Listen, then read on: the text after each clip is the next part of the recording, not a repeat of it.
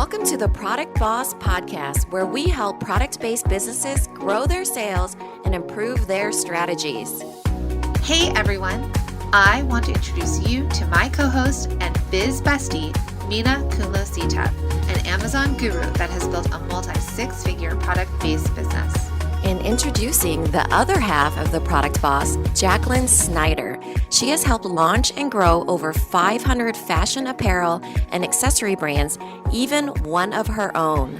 And together, we share our inventory of secret weapons that will help you dig deep and do the work it takes. Are you ready? Let's build together. Hey everyone, and welcome to a bonus episode of the Product Boss Podcast. I'm your host, Jacqueline Snyder, with my awesome and amazing co-host, Minna Kunlo-Citep. Hey Minna. Hey Jacqueline.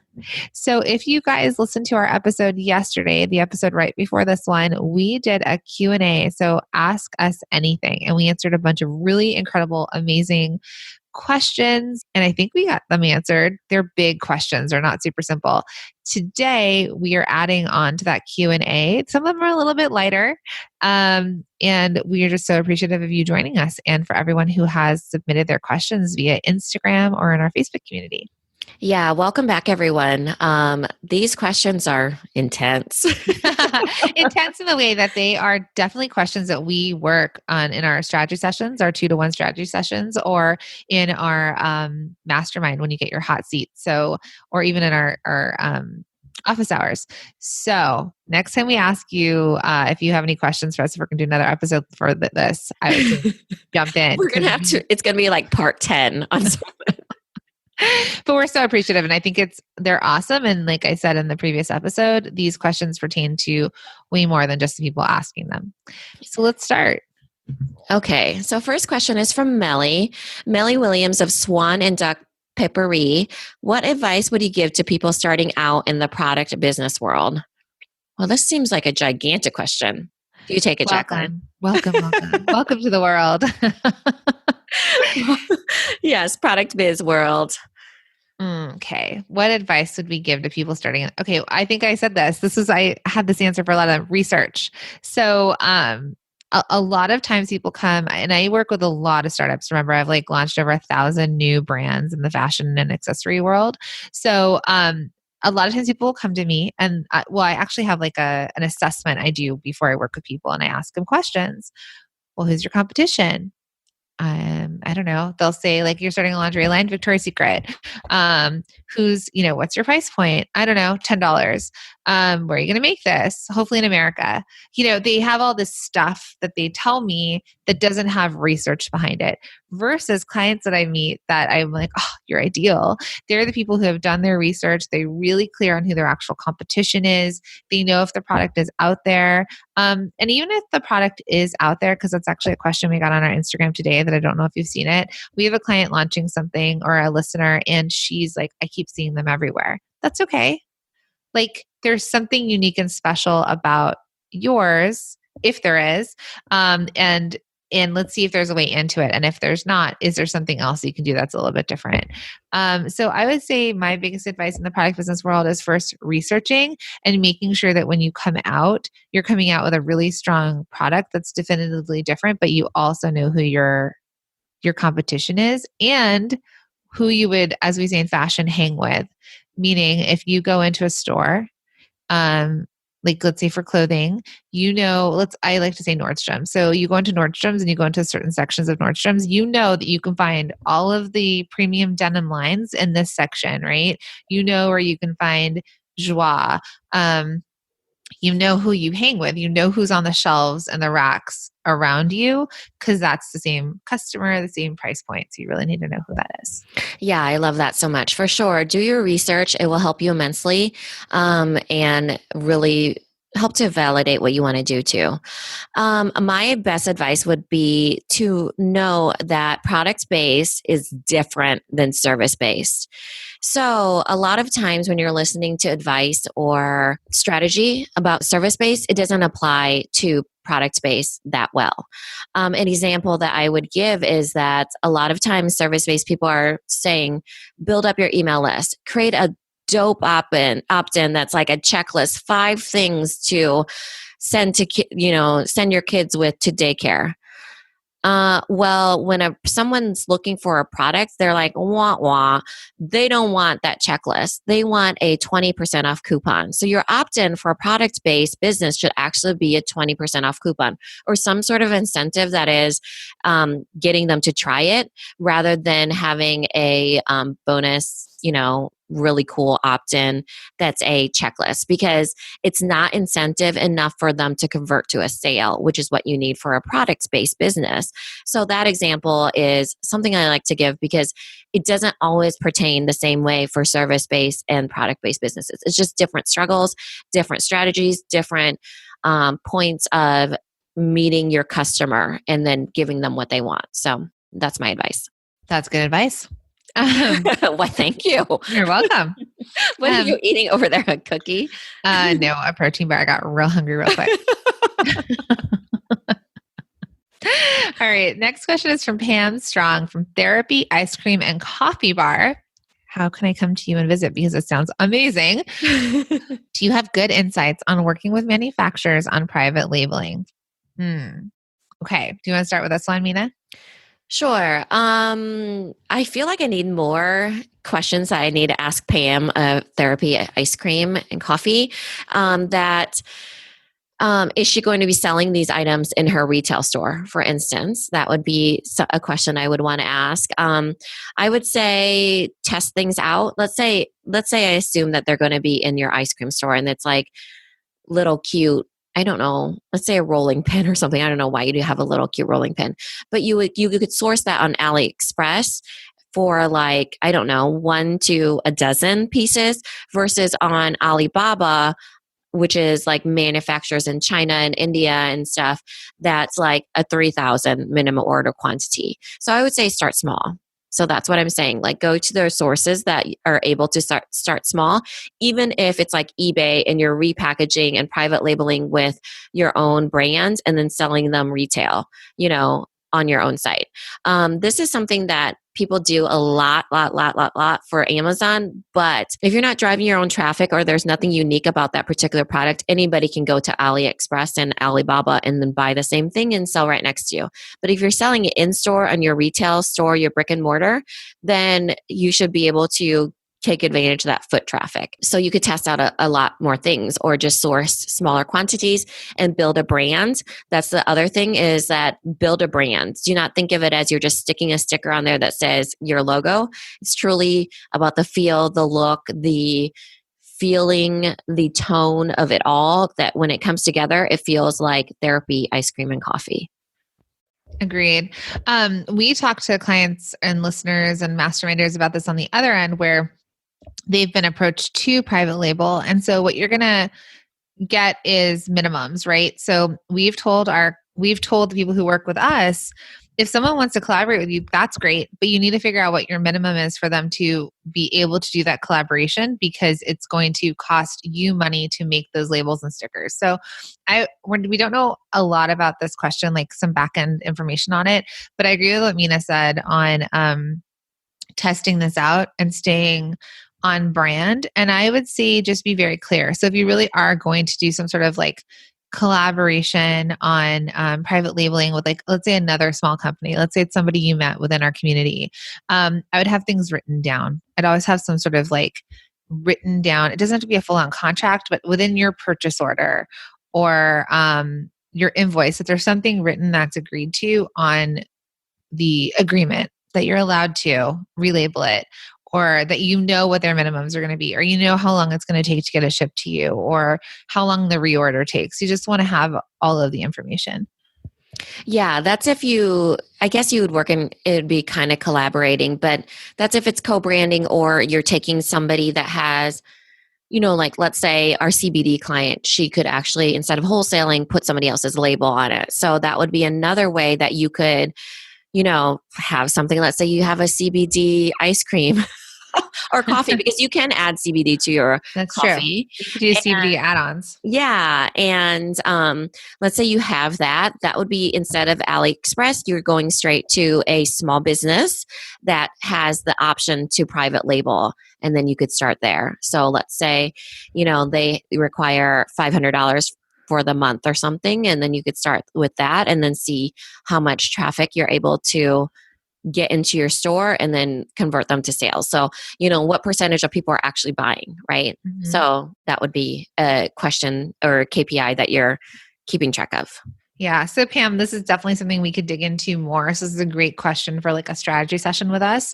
So if you're interested, let us know. But this is something where we can tell you that there's so many ideas and options, and we really need to have more back-end information to know maybe a clear strategy for you. Yeah. All right. So the next question.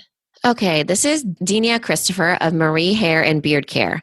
While revamping logo, brand, website, and planning for 2019, should I continue to post product pics? So these are the old product pics. What do you think?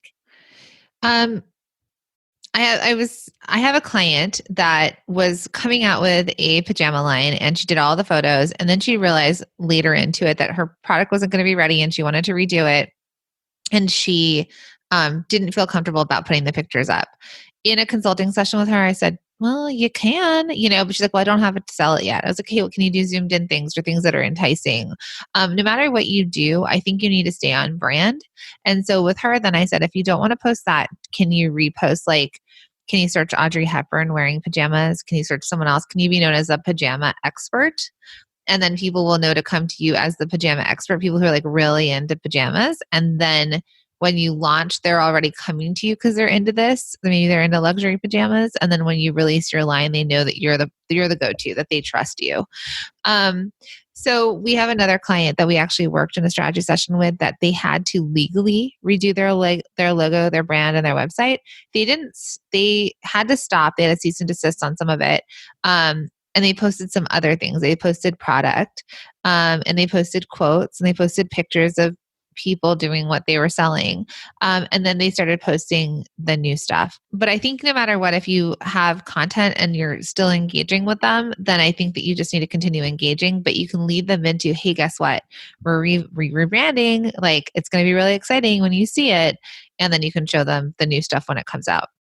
Yeah, I would say go ahead and post, because if you're needing to get rid of that old inventory.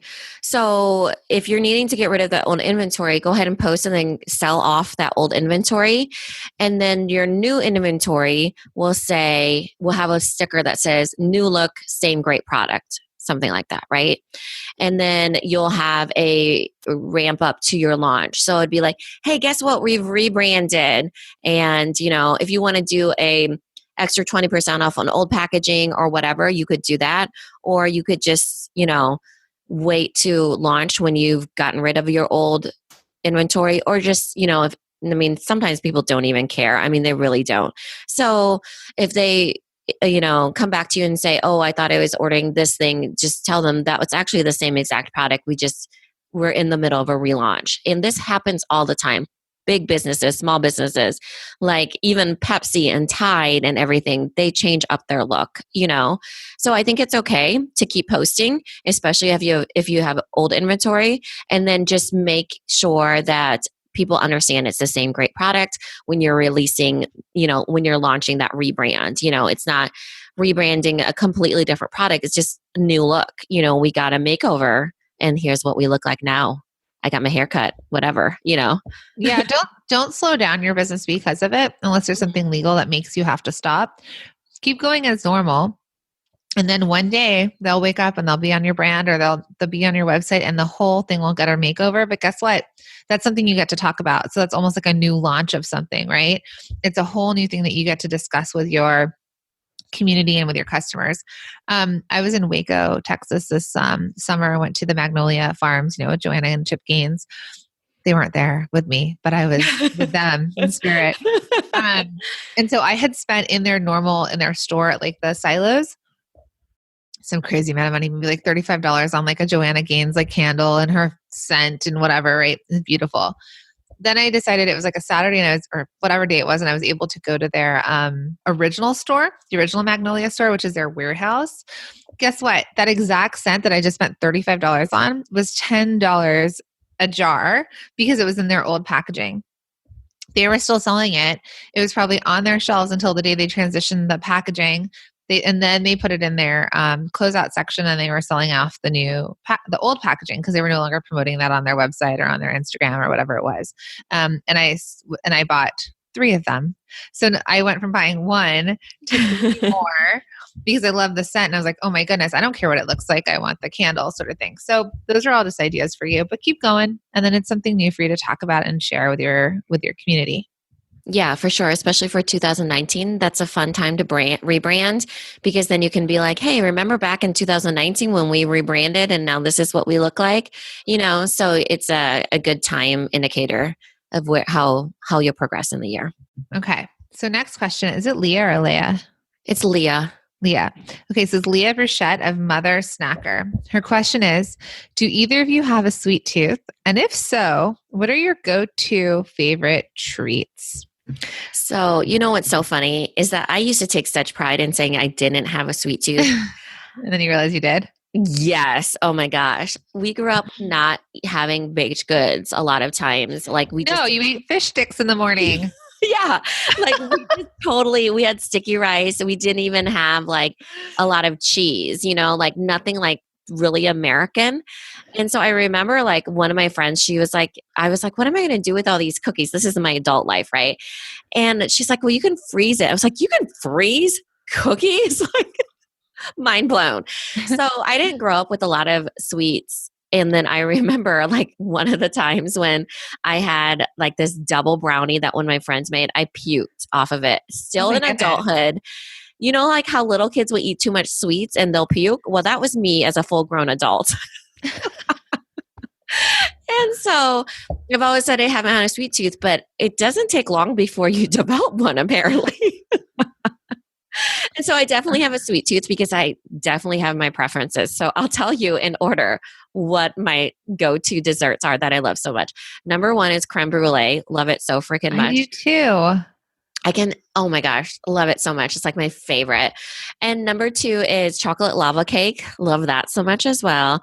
And number 3 is like a tie between like pumpkin pie or pumpkin bars and anything apple. So apple crisp, apple pie, apple turnovers. I'm like that guy on Forrest Gump. Jumbo shrimp, jumbo. Bubba, I'm Bubba, but with apple, like anything with apple cider, apple donuts. I love all those. So those are my top 3. How about you? Okay, one, we share very similar tastes. Very similar. So my sister's like a huge chocolate fan. I remember I got her a pillow that says chocolate makes my clothes shrink. I am not a big chocolate person. Like I will do a lava cake because it's that sort of like not super, super sugary sweet. Mm-hmm. A really good cookie sometimes. I'm not an ice cream person. So I guess I can tell you the things I'm not.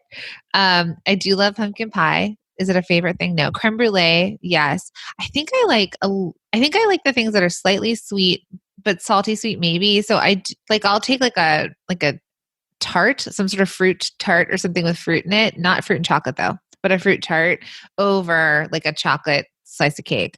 I do like coconut covered marshmallows. I know that sounds crazy, but I do. And then I do love s'mores. So I think let's go back here. I love marshmallows. So even at like, I don't eat them. You eat them plain though? I can only eat marshmallows if they're toasted. No, I don't eat a lot of things anymore that I wish I still ate, but it doesn't help either. So, but like at See's Candy, they have, especially at the holidays, they do that marshmallow bar that's like caramel, marshmallow, and chocolate that I can do.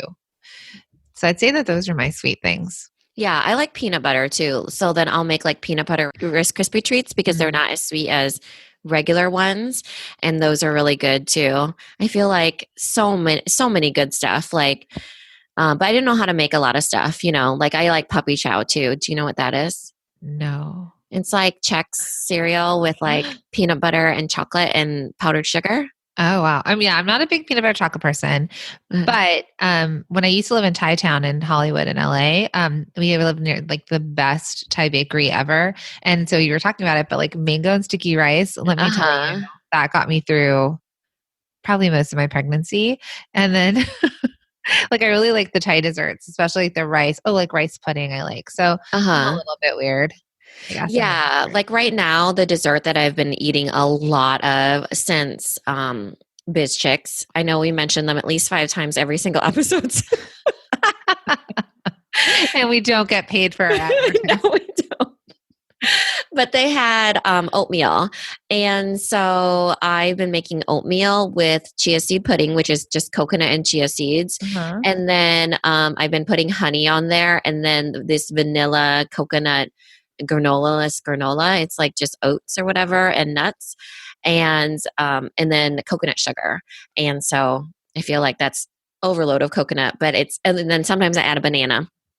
So I So love coconut too, for sure. I learned this trick once, which actually is good. I like is if you do oatmeal with like a square of dark chocolate, like just one little square, and you mix it up, and you could do like a little bit like mint on top of it, like fresh mint, Uh-huh. like dark chocolate oatmeal, kind of amazing.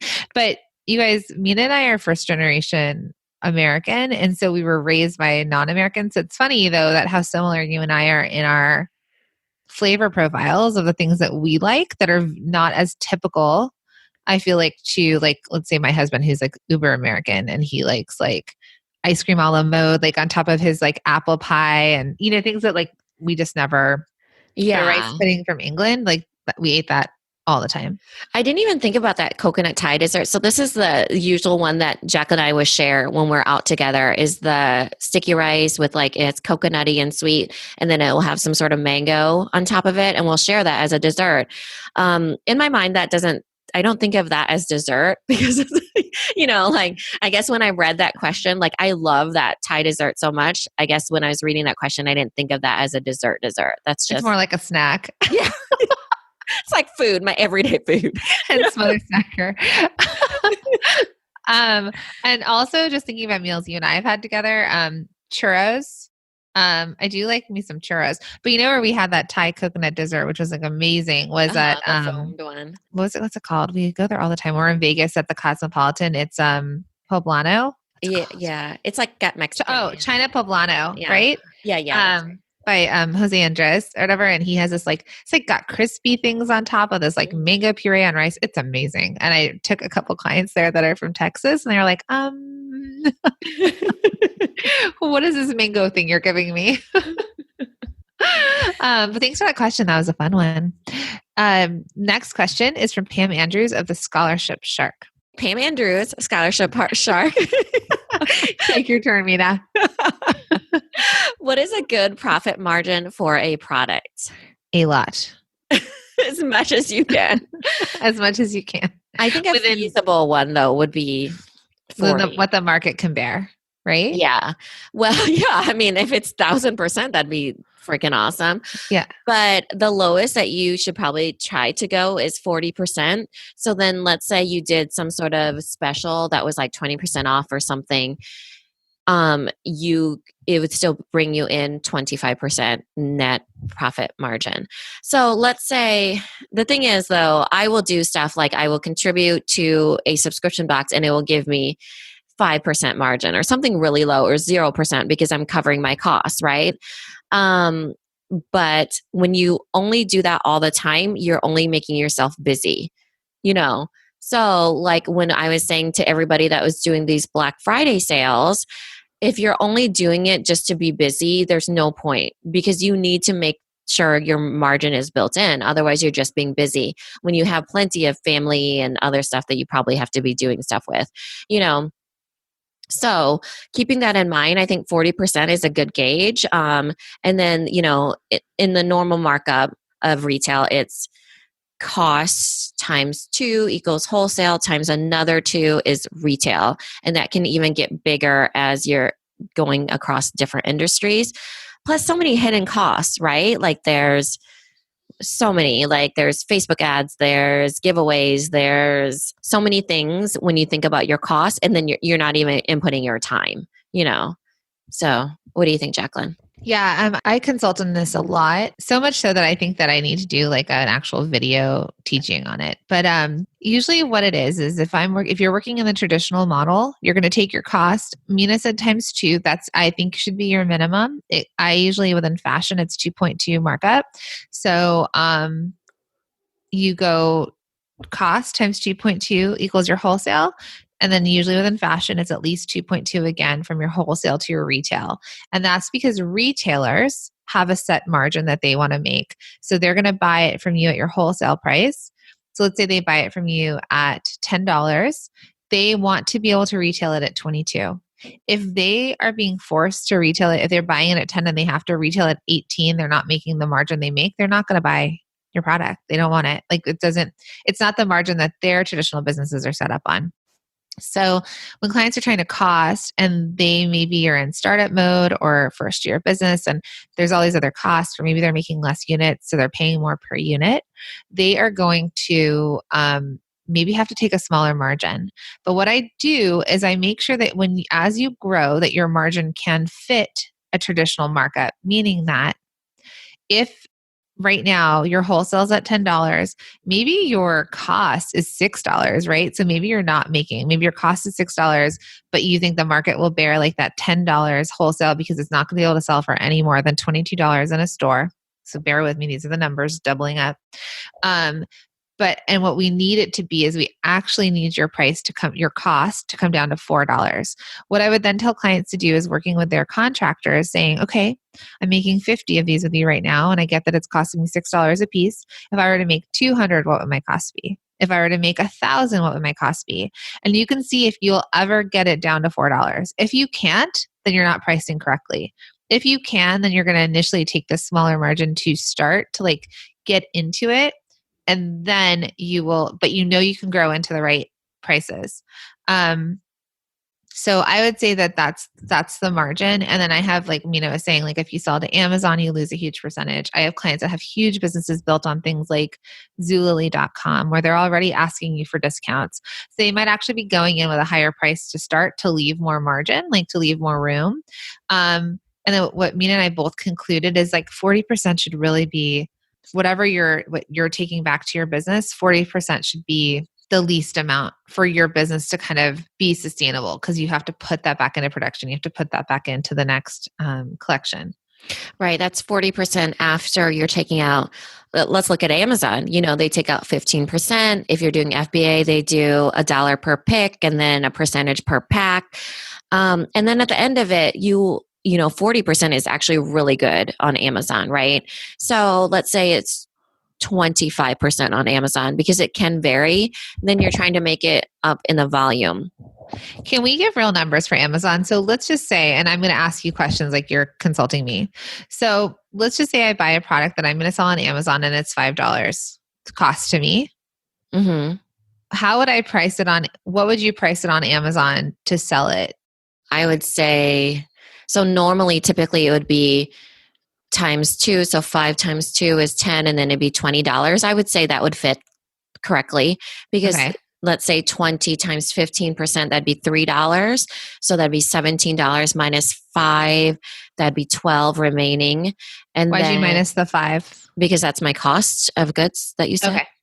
And then the pick and pack would be, I don't know, it depends on weight and things like that. So that's where it gets a little bit iffy. Let's say it's $5 total on that FBA. So we were at 12, now we're at 7. So 7 is pretty darn good for each unit sold on Amazon. So that's like 35%. Yeah, 35%. So, I mean, that's pretty good. Of course, if you sell that same thing on your own site, which is, you don't have those extra costs. So $5, let's say you're selling 20 retail on your own website, then what do you have? You have like $15 profit. That's why people love their own conversion on their own sales. But then, you're probably having to pay for Facebook ads and things like that to push your own traffic. So if you're left with around 40%, I say it's pretty darn good, especially across platforms.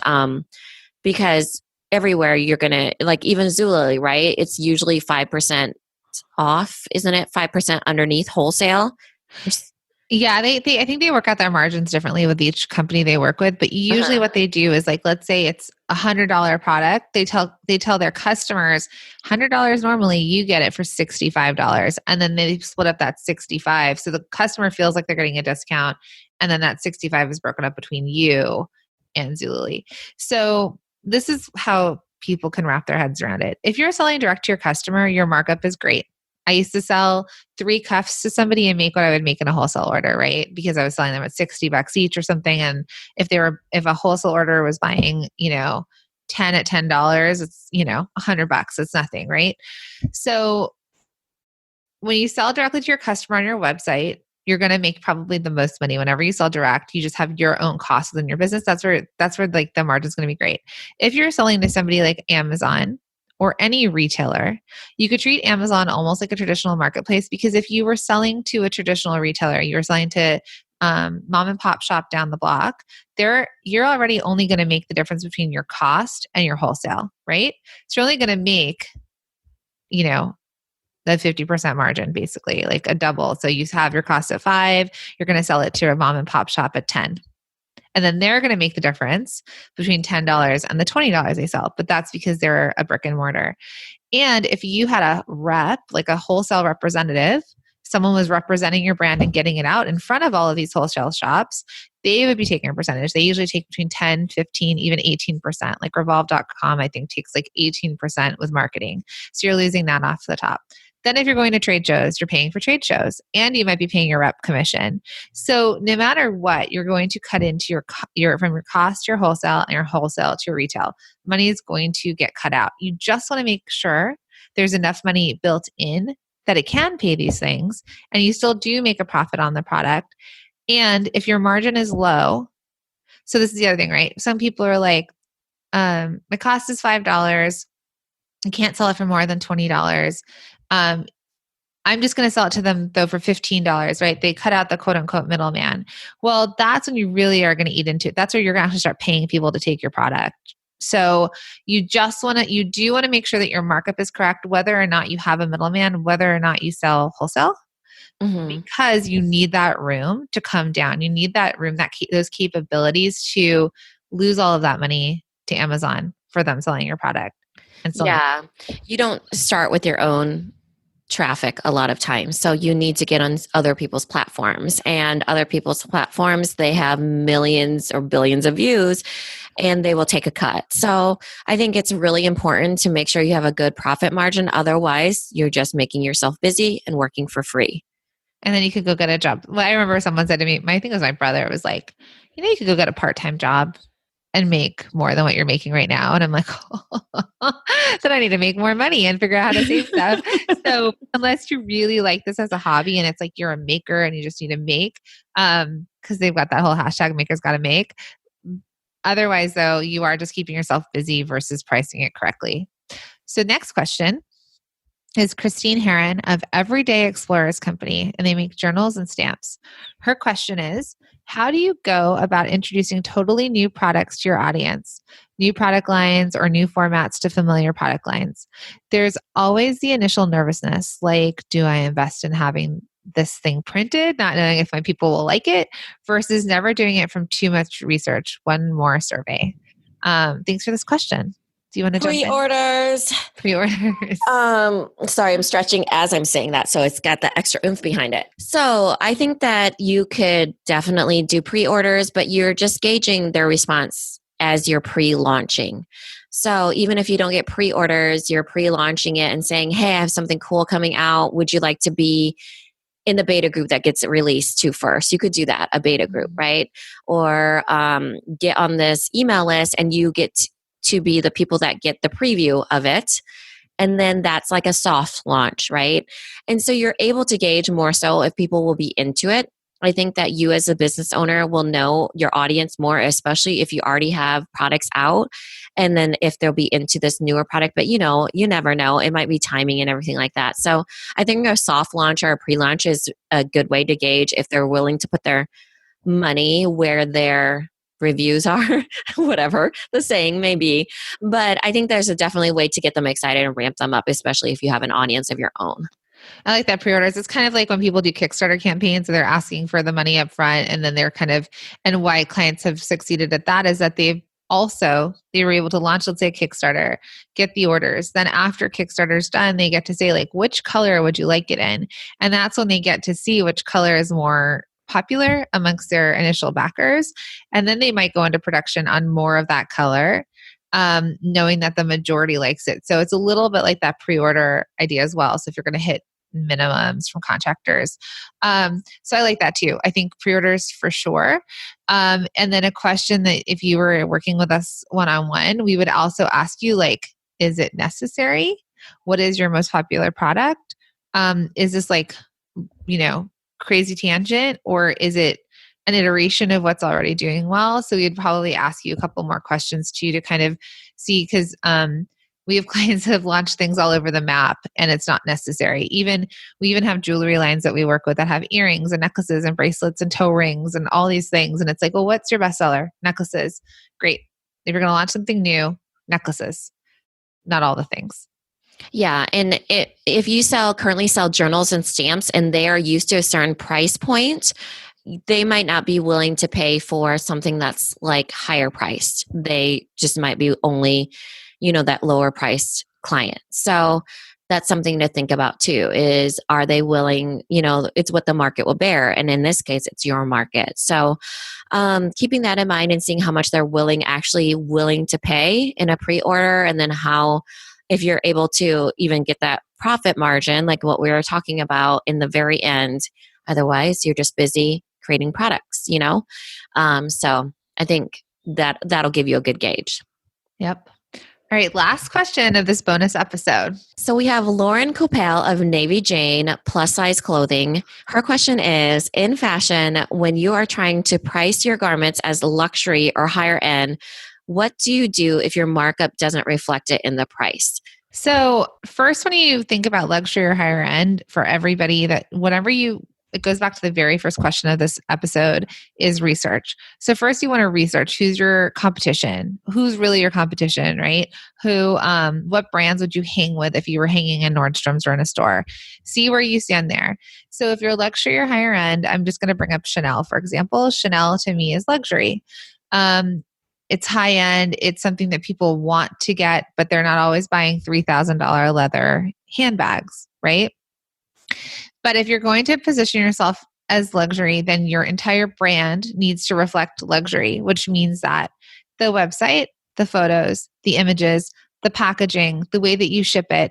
So the price can be anything if the brand is that, because I guess what I'd say is like, we don't know how much a Chanel bag costs. It could cost them $100 and they could be selling it for $3,000, but it's that perceived value, right? People are perceiving this brand and it's that value. You can sell anything if the perception is there, and it goes with anything. And I would tell clients that started this, I don't care how much money you have to start your business.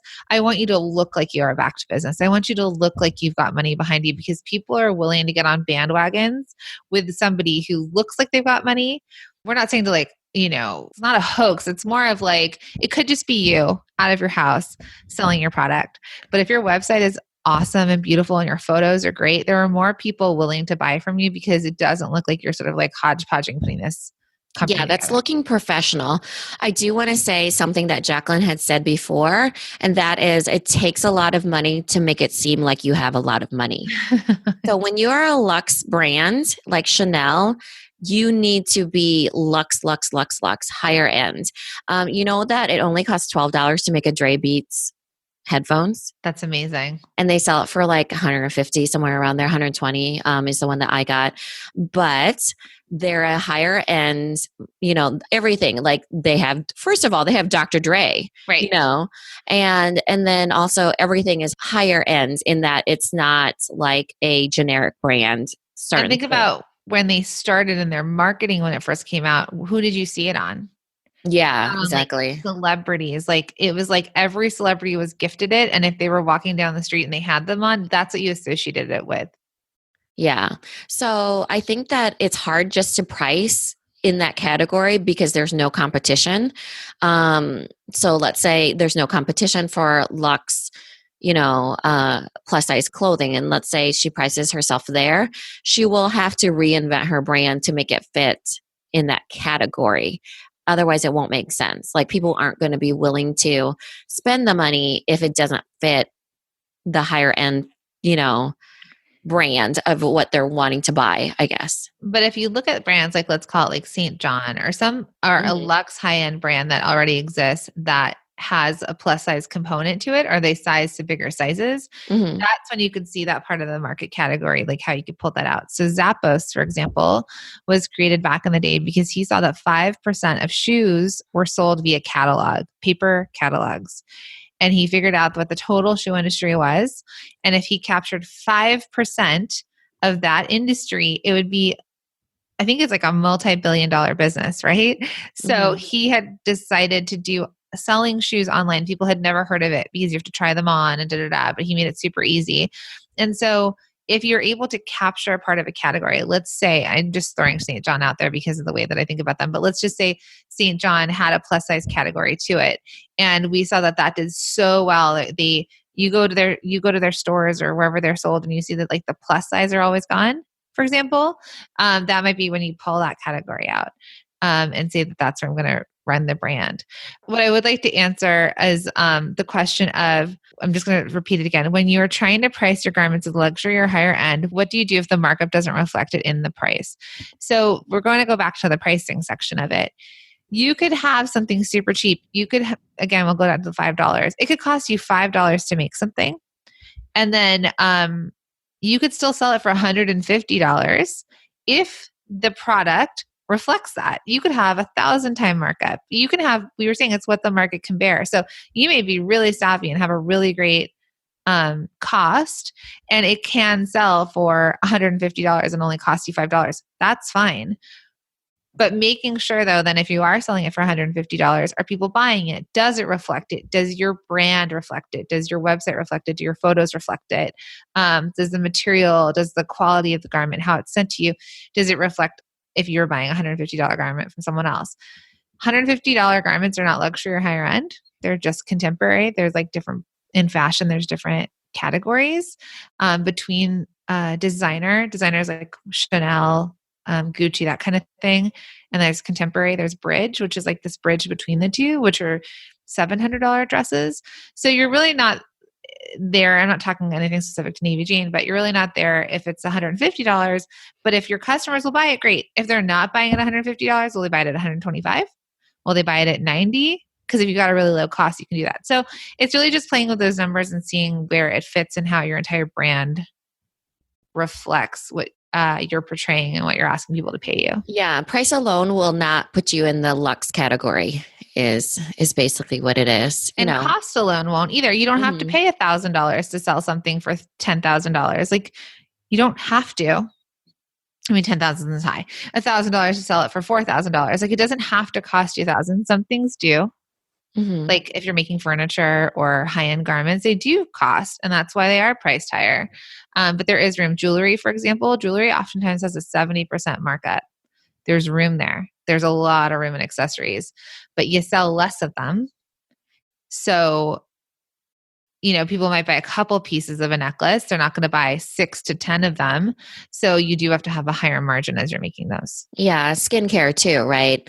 A lot of times skincare is pretty affordable. Let's say you get something and then you can mark it up according to brand alone. And as long as you're able to back up the brands with the luxe and the premium higher end version of what you're offering, then, and get people to buy it because there is the competition, right? Then, it's what the market will bear if people are willing to pay for it. So another example of something like, let's call it like nail polish, right? You go to nail polish and all nail polish is nail polish, but it's the colors or it's the packaging. So if you want to think about like OPI nail polish is like $8 or $9 a bottle, is that any different than SE nail polish or generic whatever brand nail polish? I don't know. I don't know the components of it. But what did they do? Like, they did collaborations. They do collaborations with Hello Kitty. They were in high-end nail salons. Like often you could not buy it for a long time at like your local drugstore. And so it really built the brand. Their cost may have been low, and I don't know what exactly it was, but I'm just saying nail polish is nail polish, right? So their cost might have been low, but the brand aesthetic, the naming of the product, the positioning of where it was, how it was available, can you only get it in one place? That's what also makes the brand warrant a higher a higher price point, and what it keeps it. They haven't lowered their prices even though they're in Walgreens. People are now just willing to pay $8 a bottle or $10 a bottle for nail polish. Yeah, that's the word I was looking for forever. Positioning. You have to be able to position it to validate the price and the quality and all that, and then if people are willing to buy it at that price. Yeah. So. So such great questions, everyone. Thank you so much for sending them in. We are always in our Facebook community, the Product Boss community, and we are also on our Instagram. And we definitely are on there commenting and participating in questions and whatnot. And then, of course, we're always here for you if you want to work with us in a 2-to-1 strategy session. And if you follow us, you know we have been talking about our masterminds a lot. Mm-hmm. That's our final question. Why should you be in our mastermind? Throwing that one in there. Yeah. But I think just as a reflection of these questions, we deal with questions every day, and sometimes they're really specific and sometimes they're really big. And I think, like we said, having that community and having coaches to coach you through these and give you a lot of like many paths, even lots of different ideas to figure out where you want to go with it. That's something. So I do want to tell you all that by the time you're listening to this, we had a Cyber Monday deal that will be expired, but we have very limited spots. When I say limited, we probably only have that, what do you think, 2 spots a group? 3. Oh, max 2 per group? Per group. Like 1 to 2. Yeah. Because we have a lot of people in the process of applying and paying their deposit. So we have in our show notes, we definitely have a link to apply and hold your spot. It starts in January. And if you want in, this is the time, because we're not doing another one till September. Yeah. Till the fall. We usually really only launch this twice a year, but we're always here for strategy sessions. So if you do miss out, we've had a lot of people that missed out that got on the waiting list that are now joining the mastermind. But in the meantime, they worked with us in our strategy sessions and we were able to really kickstart their businesses. Yeah. This one is really exciting. First, we started with 1 group. Then we started with 2 groups because we thought, we should really have a 5-figure and a 6-figure. Now we're seeing that maybe we'll have a startup one too. So it'd be startup, 5-figure and 6-figure. That way we can really hone in on what people's struggles are and what the questions they have that'll help them grow in that stage. And then there's a office hours that's mixed. So everybody will be working together in those office hours. So you will be kind of exposed to all these different types of businesses and how your strategy will change at a different level and a different growth idea of, hey, what should I do as I'm starting out versus what should I do if I've already have sales going? It's different. So I think that's really exciting because I think it's far more effective. So it is an application process. So we take your application and then we would approve whether you would fit our groups or not, and the groups that are already forming and the businesses that are within them. And we do ask for that deposit to really hold that spot, and it is refunded if you are not brought into the groups.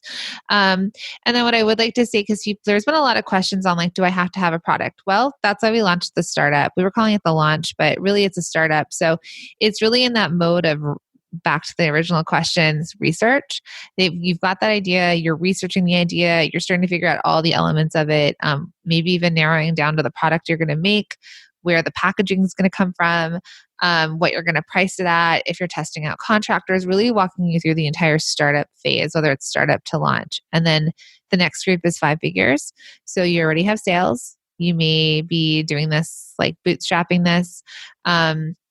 You're selling on maybe one platform, maybe you're selling on Etsy, maybe you're selling on your own website, maybe you're selling through Instagram, but it's small and your goal is to grow to 6 figures, which we've had masterminders grow to 6 figures while working with us, and have said it's because they've worked with us that it really helped them scale to that next that next area. And then because we've worked with people in 6-figure to 7-figure businesses, we are keeping that as a really exclusive group because what they deal with is different than what everybody else is dealing with.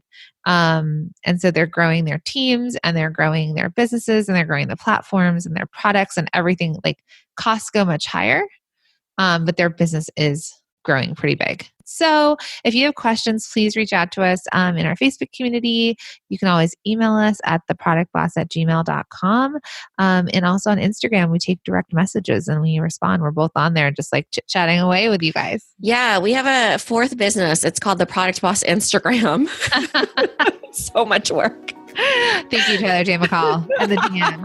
But it's been great. It's been, gratifying and fulfilling, and it's been fun on Instagram. So make sure you guys follow us on there, and we are definitely on there. It's been an initiative of ours. So we'll see you on there or in the Facebook group. Thanks, everyone. Hey there. Still here?